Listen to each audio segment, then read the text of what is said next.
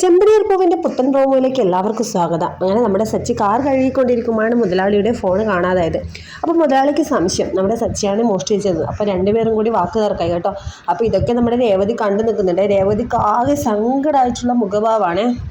അപ്പോൾ മുതലാളിക്ക് ശരിക്കും സച്ചിത്തിൻ്റെ സംശയം, സച്ചിയെ മൊത്തത്തിലൊന്ന് ചെക്ക് ചെയ്യണമെന്ന് പറഞ്ഞു. പക്ഷേ സച്ചി അതിനൊന്നും സമ്മതിക്കുന്നില്ല. വേണ്ട സാറേ, എൻ്റെ ദേഹത്ത് തൊടാൻ ഞാൻ വിടില്ല, മാറി നിൽക്കുക സാറേ എന്നെല്ലാം പറഞ്ഞ് ഒരുപാട് എതിർത്ത് കേട്ടോ. അങ്ങനെ സച്ചിക്ക് ഭയങ്കര ദേഷ്യം വന്ന് സച്ചി കൺട്രോളൊക്കെ വിട്ട് നിൽക്കുകയാണ്. അപ്പോൾ ഇന്നത്തെ പ്രോമോ അടിപൊളിയാണ്. നമ്മുടെ രേവതിക്ക് ആകെ സങ്കടം വന്ന് കാറിൻ്റെ മറവിൽ ഇങ്ങനെ നിന്നിട്ട് നമ്മുടെ സച്ചിയെ തന്നെ നോക്കിക്കൊണ്ടിരുന്നു. അപ്പോൾ സച്ചിയേട്ടാന്ന് വിളിച്ചു. അങ്ങനെ നമ്മുടെ രേവതി വിളിക്കുന്ന കേട്ടിട്ട് സച്ചി നോക്കി. അപ്പോൾ രണ്ടുപേരും കെട്ടിപ്പിടിച്ചിട്ട് ഭയങ്കര സങ്കട പ്രകടനമൊക്കെ ഉണ്ടായിട്ടുണ്ട് ഇന്നത്തെ പ്രോമോയിൽ. എന്തിനാ സച്ചിയായിട്ട് ഇങ്ങനത്തെ ജോലി ചെയ്യുന്നത്, നമുക്ക് കഞ്ഞി കുടിച്ചിട്ടിങ്ങനെ പട്ടിണി കിടന്നിട്ടിങ്ങനെ ജീവിക്കാം എന്ന് പറഞ്ഞിട്ട് സച്ചി രേവതി സംസാരിച്ച് കെട്ടിപ്പിടിച്ചിട്ടൊക്കെ അവരുടെ സങ്കടവും പരിഭവമൊക്കെ ഇങ്ങനെ പറയുകയാണ്.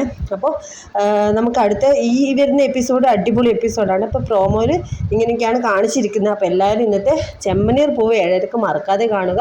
സച്ചി രേവതിയും ഒന്നിക്കുന്ന ചില നിമിഷങ്ങളൊക്കെ ഉണ്ട്.